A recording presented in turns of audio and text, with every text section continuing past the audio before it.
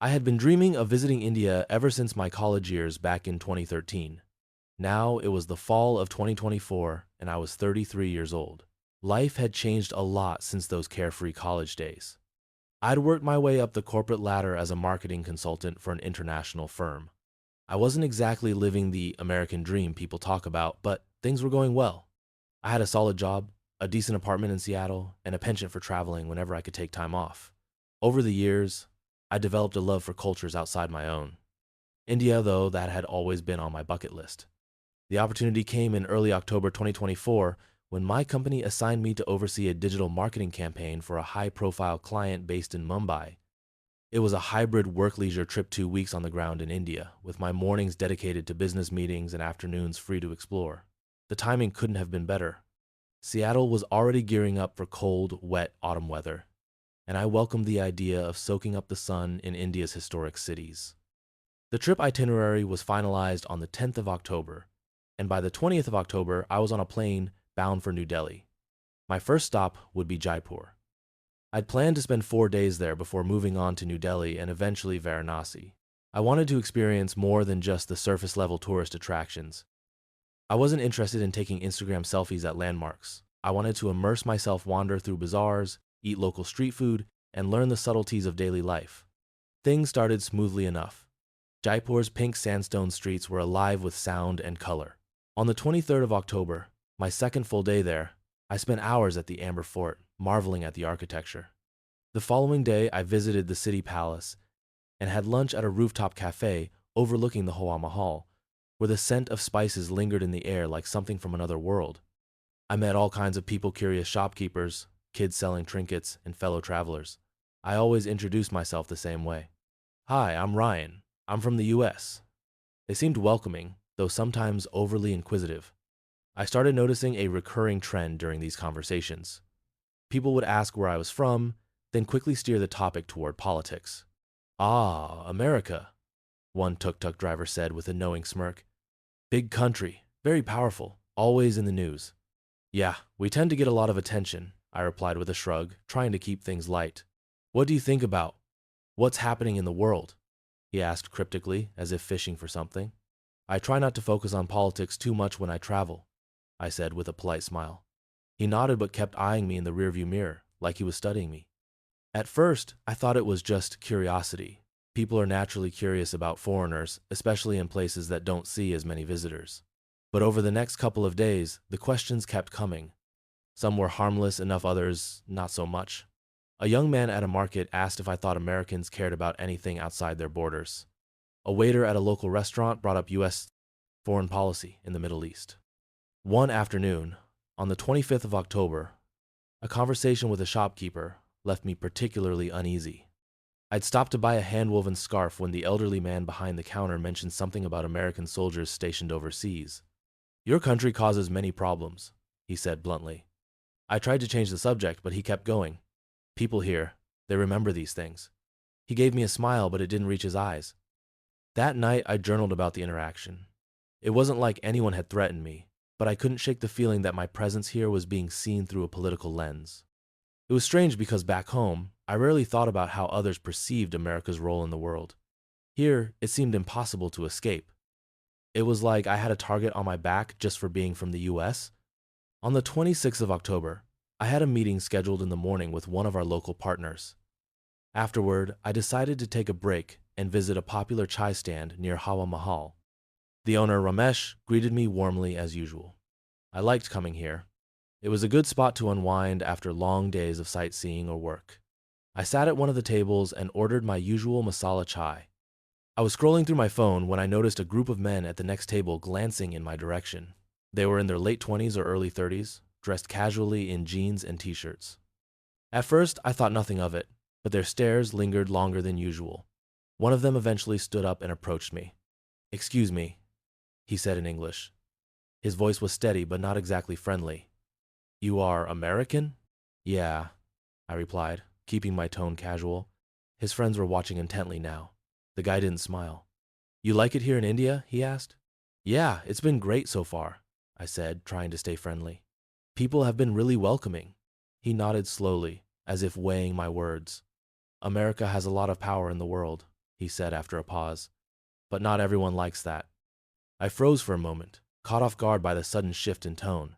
I could feel the tension crackling in the air like static. This wasn't just small talk. Well, I said carefully, I'm just here to experience the culture. I'm not really involved in any of that political stuff. His eyes hardened. Maybe. But sometimes people don't care. They see you and you remind them of things they don't like. The words hung in the air between us. Be careful. That's what his tone was saying, even if he didn't say the exact words. I managed a polite nod, hoping to end the conversation. After a long moment, he stepped back and returned to his group. They whispered among themselves for a few minutes, then left the stall without another word.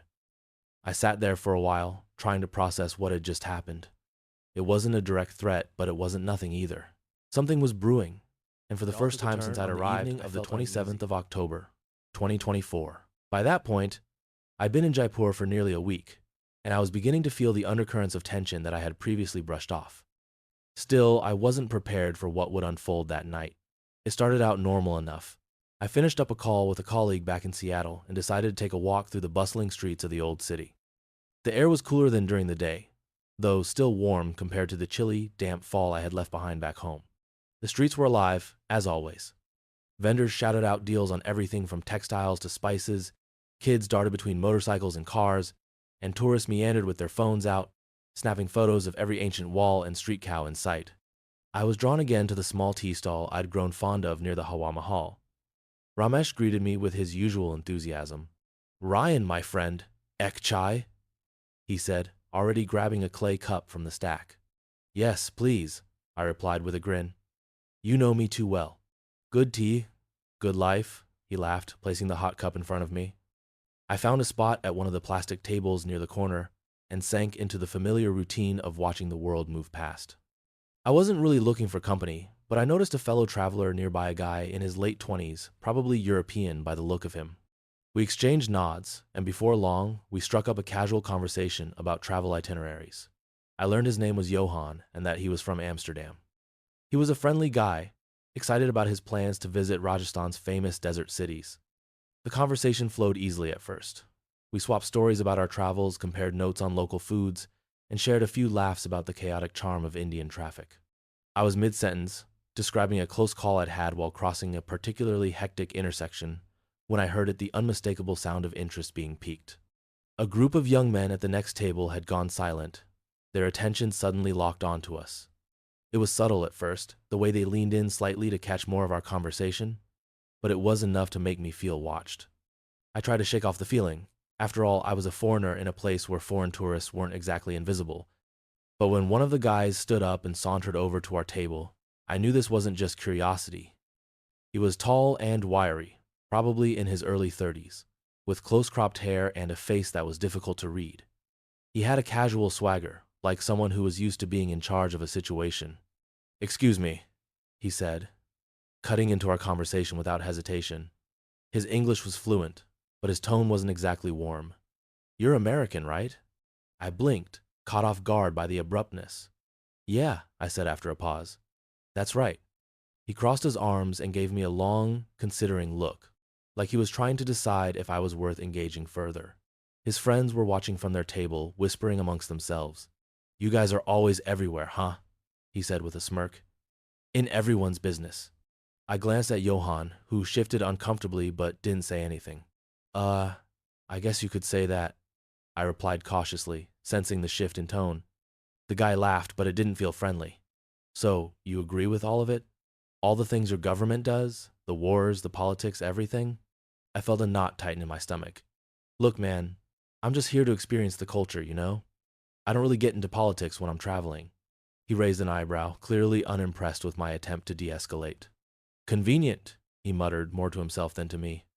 One of his friends called out something in Hindi, and he chuckled before turning back to me. "You must think America is superior, though, right? Everyone does. You think you're better than us?" I froze for a second, unsure how to respond. My brain scrambled for the right words, something that would ease the growing tension without making me look weak. "No, I don't think that," I said firmly. "Every country has its problems. America's no different." He narrowed his eyes, studying me like he was trying to figure out if I was lying. The street noise around us seemed to fade, the sounds of honking horns and vendors' calls becoming distant echoes in my ears. I felt trapped under his gaze, as if the whole world had zeroed in on this moment. "Good answer," he said finally, his tone neutral but still charged with something I couldn't quite name. He didn't move, though. He just stood there, watching me like he was waiting for me to slip up. Johann cleared his throat and tried to lighten the mood. "So, are you from Jaipur?" he asked the man, clearly hoping to steer the conversation in a different direction. The guy glanced at him briefly before turning his attention back to me.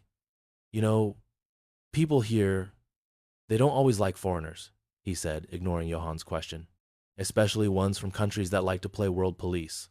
I swallowed hard, trying to keep my face neutral. My mind was racing. What the hell was I supposed to say to that? I couldn't exactly argue with him he wasn't wrong, but admitting that felt like stepping onto thin ice. "I get that," I said carefully. "I'm just here to learn and experience things. I'm not here to judge anyone." "Maybe," he said, his gaze lingering for a few more seconds before he finally stepped back. "Just be careful." The words hit me like a cold slap. He said them almost casually, but there was no mistaking the underlying warning. Be careful. He turned and walked back to his table, where his friends burst into quiet laughter. They finished their teas quickly and left, disappearing into the crowd without another glance. I exhaled slowly, realizing I'd been holding my breath. Johann gave me a concerned look. "Dude, that was intense," he said, shaking his head. "What was their problem?" "I don't know," I muttered, even though I had a pretty good idea. The conversation had been a powder keg of assumptions, resentments, and unspoken grievances. I was the perfect target and outsider who unknowingly represented everything they hated about U.S. foreign involvement. Ramesh walked over, his usual smile replaced by a worried frown. "Everything okay, sir?" "Yeah," I lied, forcing a weak smile. "Just cultural differences, I guess." He nodded but didn't look convinced. As I finished my tea in silence, the reality of my situation sank in.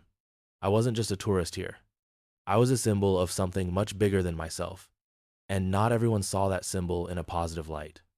That was the night I stopped feeling like a guest in India and as just another started evening feeling stop like for chai at Ramesh's tea stall. The streets of Jaipur buzzed like they always did at that hour, hawkers shouting out deals, scooters honking as they weaved through the narrow lanes, and the aroma of fried snacks blending with the smoky scent of incense from a nearby temple. I liked this part of the day. It gave me a break from work, a moment to relax and soak in the city's vibe. I was mid-sip, savoring the warm spiced tea, when I heard one of the guys from the table next to me chuckle. He wasn't laughing with me, though. I could feel his eyes locked on me, and it wasn't the usual friendly curiosity I'd experienced so far. "Hey!" one of them called out. He was about my age, maybe a few years younger, dressed in a faded gray shirt and jeans. He had that casual but sharp look, like someone who'd learned to command attention in a crowd. "You're American, right?" I glanced up, nodding slightly. "Yeah." "Oh, America," he drawled, almost like it left a bad taste in his mouth. His tone was subtle, but I caught the edge. His friends exchanged glances and murmured something in Hindi, smirking. "What's the matter?" "I didn't think we had a reputation for being that interesting," I joked lightly, trying to diffuse whatever tension I was sensing. I wasn't looking for trouble, and honestly, it wasn't unusual for locals to be curious about foreigners. But this didn't feel like curiosity. "You Americans think you're interesting," he shot back, crossing his arms. His voice grew louder, drawing attention from nearby tables. "Tell me, do you agree with everything your government does? The wars, the interference? The way your leaders look down on the rest of the world?" My heart started pounding. Where the hell was this coming from? I'd expected questions about tourist attractions or maybe even politics, but not this. Definitely not with this kind of hostility. I forced myself to stay calm. "Look, man, I don't agree with everything my government does, but I'm just here to experience the culture, not to debate politics." His eyes narrowed. "Oh, right. Experience the culture. Like you're here to observe us, like we're in some zoo?" "No, no." I shook my head quickly.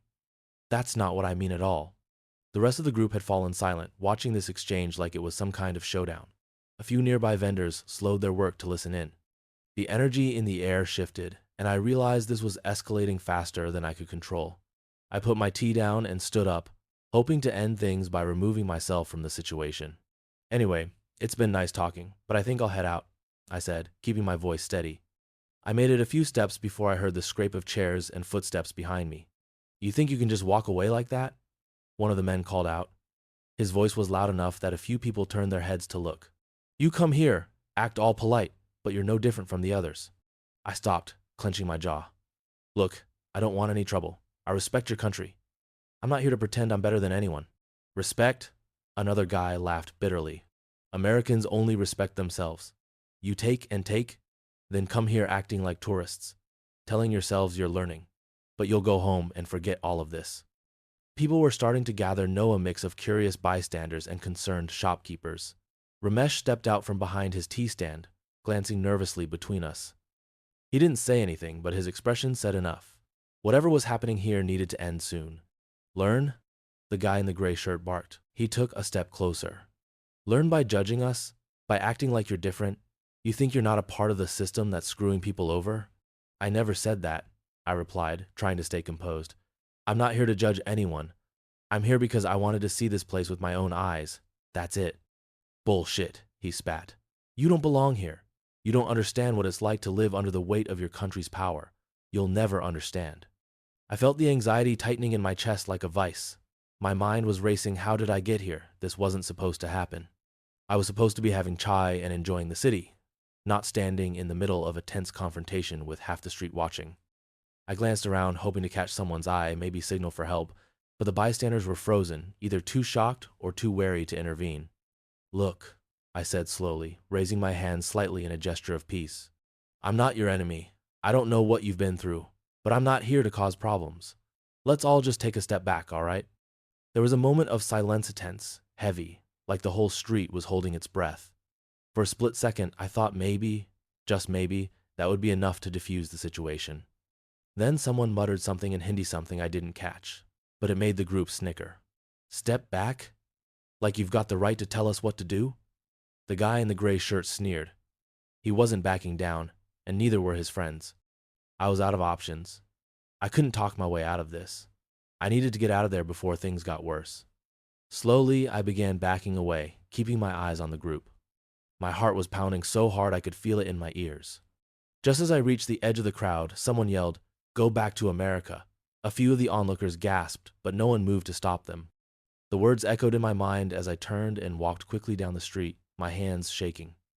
I didn't stop until I was a few blocks away, ducking into a small alley where I leaned against the wall and tried to catch my breath. The world felt surreal, like I'd stumbled into a nightmare.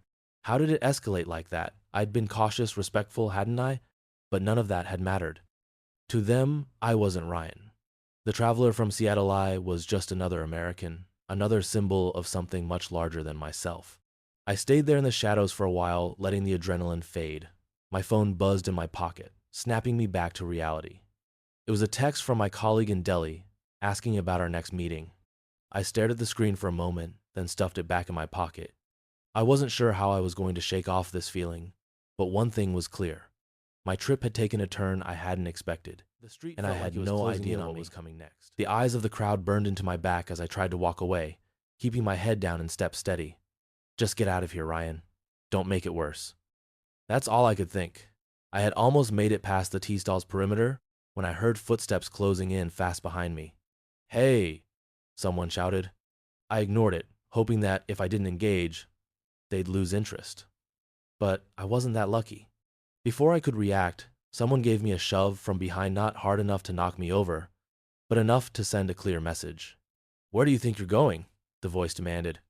I turned around slowly, my hands raised to show I wasn't looking for trouble. It was the guy in the gray shirt, the one who had been leading the conversation earlier. His face was twisted in a sneer, his eyes glinting with a dangerous mix of anger and adrenaline. His friends circled around us like sharks scenting blood. I don't want any problems, I said, my voice calm but firm. I'm leaving. Let's just chill. Chill? He repeated mockingly. You think you can just walk in here, disrespect us, and walk away like nothing happened? Nah, man, you don't get to do that. I didn't disrespect anyone, I replied, trying to keep my voice even, though my heart was racing. I'm just a visitor. I'm not here to fight with anyone. Visitor, he muttered, shaking his head like the word disgusted him. You think being a visitor makes you untouchable? You think you can just watch us like some goddamn tourist experiment? He stepped closer, invading my personal space. I could feel the heat of his anger radiating off him. Before I could respond, another one of the guys grabbed my arm roughly. "Look, man," I started. But then the first guy shoved me again, harder this time. My feet slipped on the uneven cobblestone, and I stumbled backward, losing my balance. I hit the ground with a thud, my palms scraping against the rough stone. "Stay out of our politics!" Someone yelled from behind me as the crowd surged closer. The sound of the street grew louder, a chaotic mix of voices, some shouting, some murmuring in confusion. I tried to push myself up, but another guy grabbed the back of my shirt and yanked me halfway to my feet, only to shove me again. I hit the ground for the second time, harder this time. My left elbow smacked against the stone, sending a sharp jolt of pain shooting up my arm. A few voices in the crowd rose above the noise, shouting at the group to stop. One of them was Ramesh, the tea stall owner. "Leave him alone!" he yelled, pushing his way through the onlookers. Another man, older and stockier, joined him. Together, they forced their way between me and the group of men. "That's enough," the older man barked, his voice booming with authority. "You want the police called here? Keep this up and see what happens." The guy in the gray shirt hesitated, his eyes darting between the older man and me. For a moment, I thought he might lash out again, but the crowd was turning against him. Murmurs of disapproval rippled through the bystanders, and a few people stepped closer to the scene, clearly ready to intervene if things escalated further. The tension hung in the air like a storm cloud, but eventually the group backed off. "You're lucky," the leader spat, pointing a finger at me. "But don't think you can come here and act like you own the place. This isn't your country." With that, they turned and stalked away, disappearing into the throng of people. The crowd slowly began to disperse, some lingering a little longer to make sure the situation was really over. Ramesh knelt beside me and offered his hand. "Are you all right?" he asked, his voice filled with concern. I nodded, though my elbow throbbed and my palms were raw from the fall. He helped me to my feet, and I brushed off the dust and dirt from my clothes. My heart was still pounding in my chest, and I was pretty sure I was in shock. "Thank you," I muttered, swallowing hard. The older man who had intervened crossed his arms and gave me a hard look. "You shouldn't have argued with them," he said bluntly. "They're young and angry. They look for excuses to cause trouble." "I wasn't trying to argue," I said defensively. I didn't expect it to get out of hand like that." Ramesh shook his head, his expression softening. "It's not your fault," he said. "But tensions are high right now. People are frustrated, jobs, politics, everything. And America, well, it's complicated. Many people feel like your country has had too much influence in things that affect their lives." I sighed, the weight of his words sinking in. "Yeah, I got that impression," I said quietly. "Come, sit," Ramesh offered, guiding me back to the tea stall. He poured me another cup of chai without asking, setting it in front of me. The older man stayed nearby, keeping a watchful eye on the street. For a few minutes, none of us spoke. I stared into the tea, my mind racing through what had just happened. The fear, the anger, the sheer unpredictability of it all, it was overwhelming. This wasn't just about me being in the wrong place at the wrong time. It was about something bigger, something I hadn't fully understood when I decided to come here. "Not everyone thinks like those men," Ramesh said gently, breaking the silence. "But you should be careful. Some people have a lot of anger, and they don't always know where to direct it." "I get that," I replied, my voice low. "But it's not like I can change who I am. I can't hide where I'm from." "No," he agreed. "But you can stay aware. Don't engage too much when conversations turn to politics. Just listen and move on. It's safer that way." I nodded slowly. "Yeah, lesson learned." Ramesh smiled faintly, but there was a sadness in his eyes. "Enjoy your time here, Ryan. India is beautiful, but like anywhere, it has its struggles." I thanked him again, then finished my chai in silence. The crowd had thinned out by the time I left the stall, but I couldn't shake the feeling that eyes were still on me. As I walked back to my hotel, I replayed the scene over and over in my mind, each detail etched into my memory like a scar. Later that night, the streets didn't feel as welcoming in my hotel room, staring at the wall. The muted hum of the air conditioner filled the silence, but it did little to quiet the storm raging in my head. I kept replaying every moment of the scuffle at the tea stall, the shove, the grab, the looks on their faces, like I was some kind of target they'd been waiting for. My palms were still raw, stinging from the scrapes, and my elbow throbbed. I'd cleaned myself up in the bathroom earlier, but it wasn't the physical pain that had me feeling hollow inside. I wasn't beaten just because I was an American tourist. No, this was bigger than that. I'd been caught in the middle of something deeper, something that had been simmering under the surface for a long time. This was about politics, frustration, and resentment, and I'd unknowingly stepped right into the crossfire. I wasn't sure what unsettled me more, the fact that it had happened at all, or the realization that, in their eyes, I was a symbol of something they despised. It didn't matter that I wasn't a diplomat, a soldier, or a policymaker. I carried the weight of my country's actions simply by existing here. I leaned forward, running a hand through my hair. My phone buzzed on the nightstand, jolting me out of my thoughts. It was a message from my boss in Seattle asking for a quick update on the client meetings in Jaipur. I didn't reply right away. Instead, I put the phone on silent and tossed it onto the bed. Work felt a million miles away right now. What the hell was I supposed to say? Oh, meetings are fine, but I almost got jumped because people hate America. How's your morning going? My mind drifted to what Ramesh had told me. People are frustrated. It's not your fault, but tensions are high. He'd meant well, and I appreciated that he'd stepped in to help, but his words stuck with me. How many people out there felt the same resentment as those guys at the tea stall? How many others saw me as a walking representation of America's mistakes? I couldn't shake the feeling that I was being watched. Judged maybe not by everyone, but enough to make me feel unsafe. I paced the room for a while, my thoughts racing in circles. Part of me wanted to believe that this had been an isolated incident, a random clash that wouldn't happen again.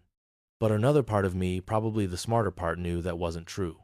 I'd seen the looks in their eyes. That kind of anger doesn't just go away. Eventually, I sat down at the small desk by the window and stared out at the street below. Even though it was late, the city was still alive. Vendors were packing up their stalls while the occasional scooter buzzed by. I watched for a long time, letting the noise of the city wash over me like background static. Somewhere out there, those guys who had confronted me were probably going about their night, laughing, maybe drinking, feeling justified in what they'd done. The next morning, I woke up too early, really. Sleep had been a lost cause. I kept jolting awake, half expecting someone to be pounding on my door. When I finally gave up on rest, I sat on the bed and stared at my itinerary. I was supposed to spend another 2 days in Jaipur before heading to Delhi. But something inside me had already made the decision. I couldn't stay here. Not after what had happened. I pulled out my laptop and started looking for flights. The earliest I could book out of Jaipur was a late evening flight to Mumbai. And from there, I could catch a connection back to the US. It wasn't ideal, but it gave me enough time to pack up and check out of the hotel. I fired off a quick email to my boss, letting him know I'd be cutting the trip short due to security concerns. I didn't elaborate. If he wanted details, he could call me later. As I packed, I kept catching myself glancing at the door, listening for footsteps in the hall. The anxiety clung to me like a shadow, making every sound feel like a potential threat. By the time I zipped up my suitcase, I was sweating, even though the AC was cranked to full blast. Around mid-morning, I decided to take one last walk through the old city before heading to the airport. I kept my head low, avoiding eye contact with anyone. It was probably paranoia, but I couldn't shake the feeling that someone might recognize me. I avoided the tea stall entirely and stuck to quieter streets, stopping briefly to grab a bottle of water from a corner shop. The clerk didn't say much beyond the usual thank you, which was a small relief. As I made my way back to the hotel, I heard someone call out behind me, "Sir, wait!" I froze for a moment, my heart racing. I turned around slowly and saw Ramesh jogging toward me. He was slightly out of breath, but his expression was warm, friendly even. I forced myself to relax. "Hey," I said, "everything all right?" Yes, he nodded.